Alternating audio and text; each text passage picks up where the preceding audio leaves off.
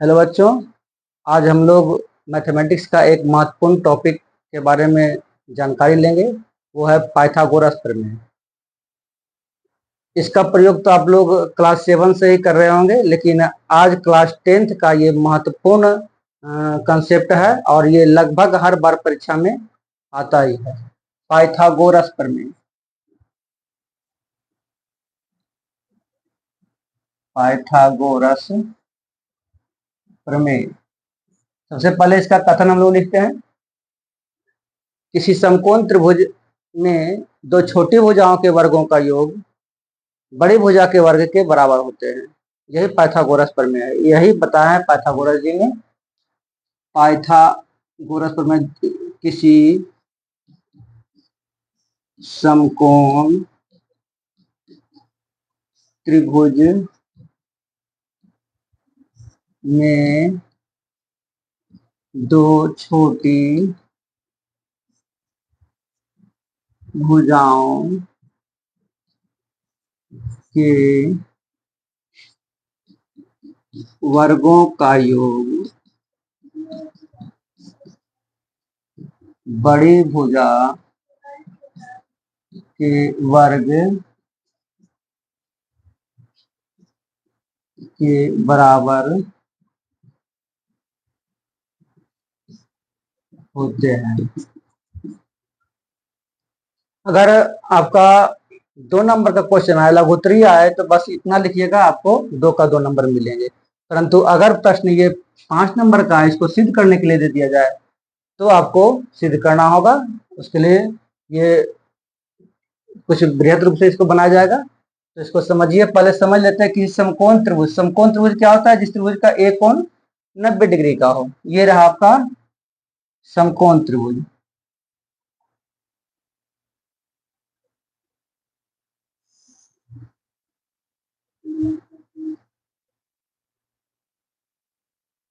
ये समकोण त्रिभुज रहा। इसका एक कोण हमेशा 90 डिग्री का होगा।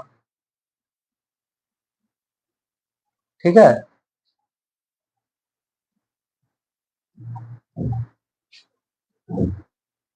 इसका एक कोण 90 डिग्री का होगा। तो यह है समकोण त्रिभुज। इसको दर्शा देते हैं ए बी सी। तो कह रहा है दो छोटी भुजाओं के वर्गों का योग बड़ी भुजा के वर्ग के बराबर होता है। छोटी भुजा यही दोनों होगा। इसको क्या कहते हैं? लंब, यानी कि प्रीपेंडिकुलर। बी से बेस और एच से हाइपोटेन्यूस। तो ये कर्ण जो होते हैं, इसको कर्ण बोलते हैं। कर्ण जो का वर्ग जो होते हैं, तो ये लंब स्क्वायर प्लस आधार कर्ण कर्ण स्क्वायर एच स्क्वायर बराबर P square plus B square. यही हम लोगों को सिद्ध करना है। एच स्क्वायर बराबर P square plus B square, यही हम लोगों को सिद्ध करना है। तो इसके लिए क्या करते हैं हम लोग हैं, एक अलग पेज लेते हैं। ठीक है। और समकोण त्रिभुज बनाना पड़ेगा फिर से हम लोगों को। समकोण त्रिभुज, लेकिन ये वो इस तरह से बना लेते हैं ताकि सुविधा हो।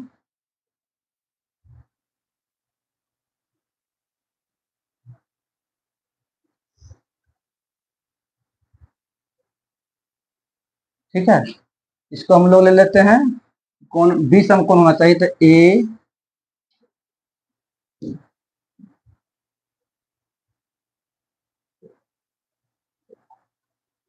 ए बी सी। इस पर क्रिया क्या करते हैं? इस पर तो कुछ तो रचना करना होगा। रचना के लिए क्या करते हैं? एक लंब डालते हैं। एक लंब डालते हैं। ये आपका लंब है। इसका कलर भी चेंज कर लेते हैं।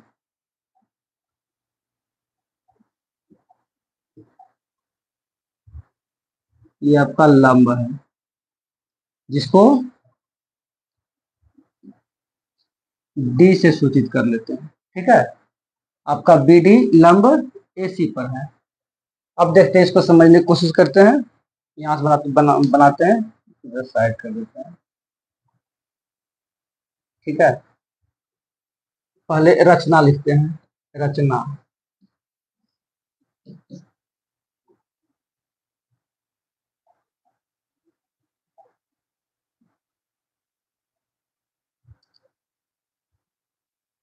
त्रिभुज एक समकोण त्रिभुज ए बी सी बनाया। दूसरा नंबर में क्या किए हैं, बी डी लंब ए सी पर डाला। ये कितना क्रिया हो गया। अब हम लोग देखते हैं क्या कि हमको क्या करना होगा, त्रिभुज ये छोटा वाला त्रिभुज और ये बड़ा वाला त्रिभुज दोनों को समरूप सिद्ध करना होगा। सबसे पहले दोनों को समरूप सिद्ध कर लेते हैं, उसके बाद हमारा कार्य आसान हो जाएगा। तो त्रिभुज छोटा लेते हैं बी डी ए, और त्रिभुज ए बी सी में, ठीक है।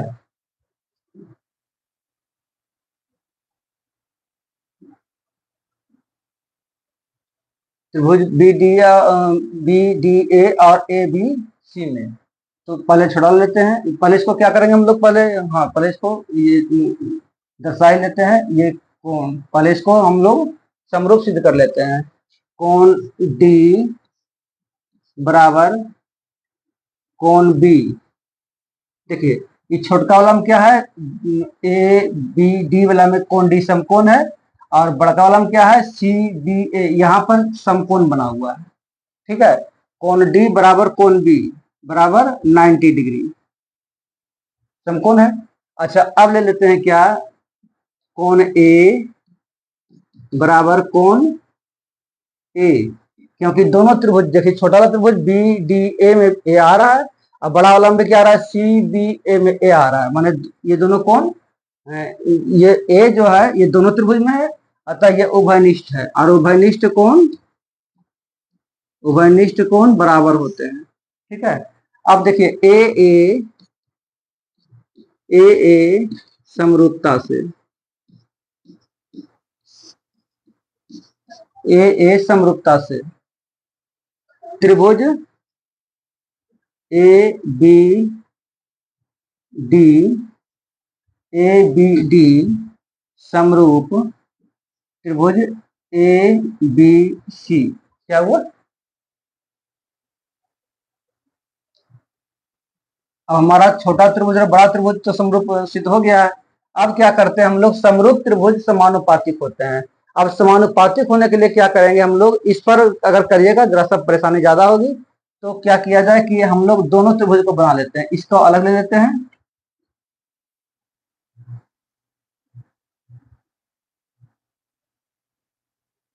ये जैसे कैसे धर लेते हैं,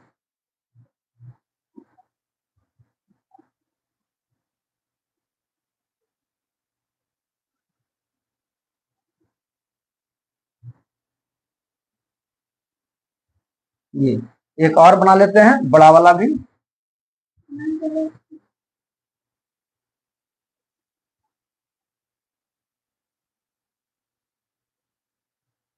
ठीक है, दोनों त्रिभुज हम लोग बैठा लिए हैं। अब दोनों को की भुजाएं समानुपातिक होते हैं, ये दर्शाना पड़ेगा हम लोगों को।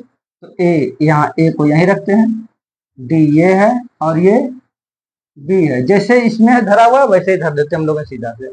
अब इसमें क्या हो रहा है आपका, इसमें बी तो आपका बी ही रहेगा, ए इधर ही रखते हैं और ये सी। अब देखिए छोटा त्रिभुज में क्या है, हम जो लंब है, लंब हम लोग नहीं लेंगे। लंब जो है, लंब हम लोग नहीं लेंगे, क्योंकि लंब का हम लोगों को आवश्यकता ही नहीं है। लंब हमेशा नहीं लेंगे, ये दोनों की आवश्यकता नहीं है। हम लोग लेते हैं कर्ण, इसका कर्ण क्या है, ए बी। ये भुजा, इसका कर्ण क्या है, ए सी बटा ए सी बराबर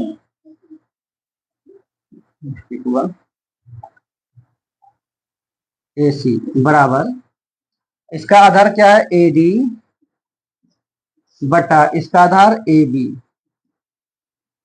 ठीक है, यहाँ पर अगर लिखने वाले लिख दीजिएगा कि ए बी डी और B C, A B C समरूप है, तो इसकी भुजाएं समानुपातिक होंगे। या फिर लिख दीजिए समरूप त्रिभुज की भुजाएं समानुपातिक होते हैं। ठीक है,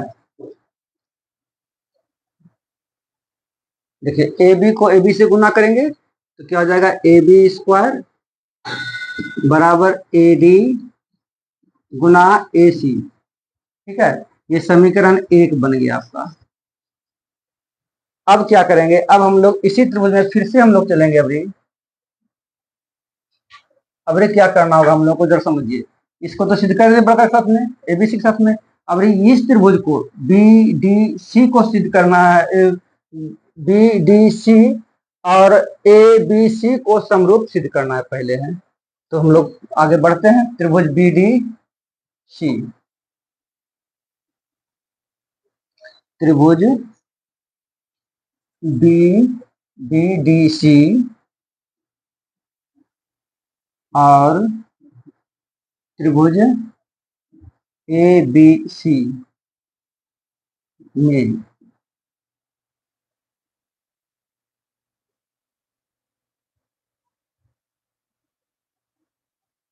देखते हैं, यहाँ पर हम लोग हैं,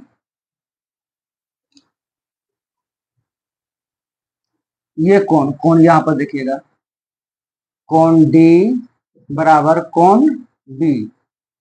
इसका कोण ये समकोण हुआ और इसका कोण ये समकोण हुआ। कोण डी बराबर कोण बी बराबर 90 डिग्री समकोण है। अच्छा, अब देखते हैं, इसमें लेते हैं सी, यहाँ पर लो कोण, कोण सी बराबर कोण सी। देखिए छोटका वाला भी इसमें जा रहा है, बी डी सी में भी आ रहा है और ए बी सी में भी आ रहा है। तो ये दोनों उभयनिष्ठ कोण होंगे, दोनों कोण तो आ रहा है, दोनों त्रिभुज में आ रहा है। इस कोण सी जो है वो दोनों त्रिभुज में आ रहा है, अतः ये उभयनिष्ठ है। उभयनिष्ठ कोण बराबर होते हैं, उभयनिष्ठ कोण बराबर होते हैं। ठीक है, अब हम लोग फिर से जब अतः लिखते हैं, अतः अतः त्रिभुज ए बी सी और त्रिभुज सी डी बी समानुपातिक हैं। समानुपातिक होते हैं, समरूप है, समरूप है। ठीक है, और समरूप त्रिभुज की भुजाएं समानुपातिक होते हैं। या फिर इसको समरूप का अगर चिन्ह दीजिएगा तो ऐसे लिखना पड़ेगा आपको, समरूप त्रिभुज सी डी बी। और फिर लिखिए समरूप त्रिभुज की भुजाएं समानुपातिक होते हैं। ठीक है, अब यहाँ पर इसको दर्शाना होगा तो इसके लिए फिर से एक अलग फिगर बनाना पड़ेगा इस दोनों को।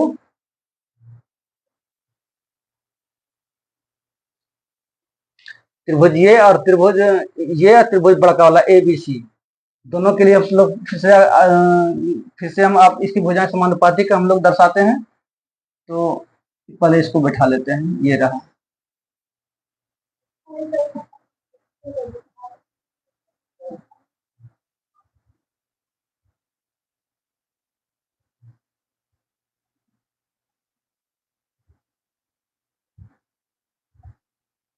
ये देखिए, ये वाला लिखते हैं बी डी सी, बी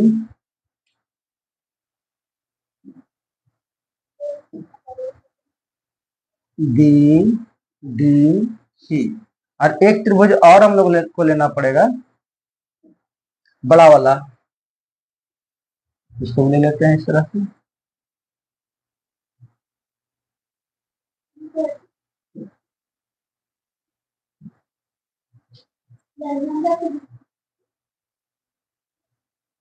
और सीधे कर लेते हैं, ये रहा।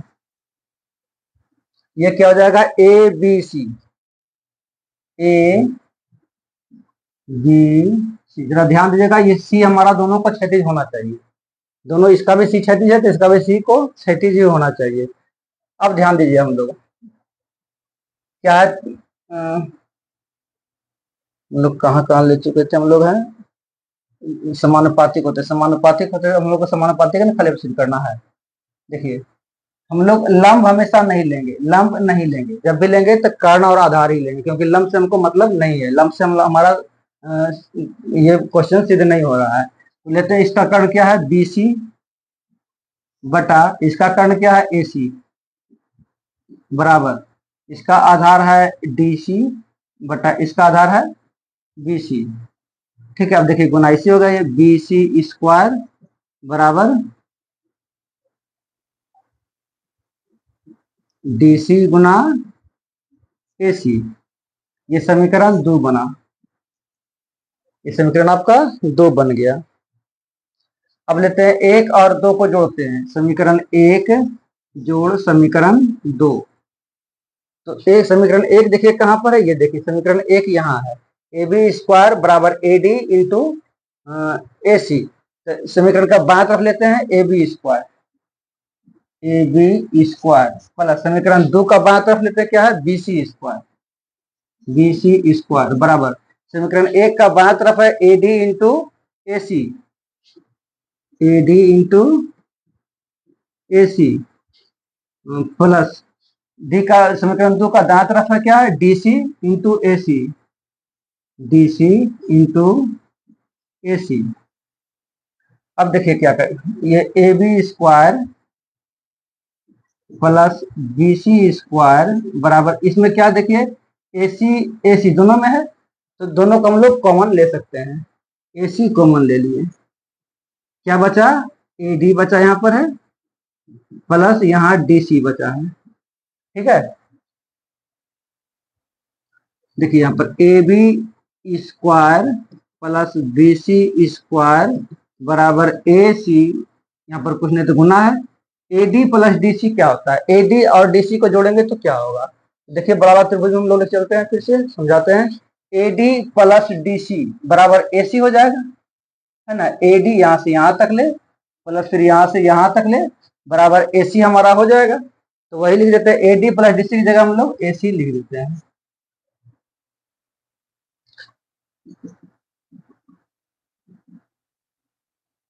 ए B square plus B C square बराबर ए सी स्क्वायर। देखिए यही तो सिद्ध करना था हम लोगों को, अर्थात कर्ण स्क्वायर बराबर लंब स्क्वायर प्लस आधार स्क्वायर। यहाँ लिख देंगे क्या, प्रूव्ड। इस तरह से अगर आप लोग बनाते हैं तो 5 का 5 नंबर आपको पक्का मिलेगा ही मिलेगा।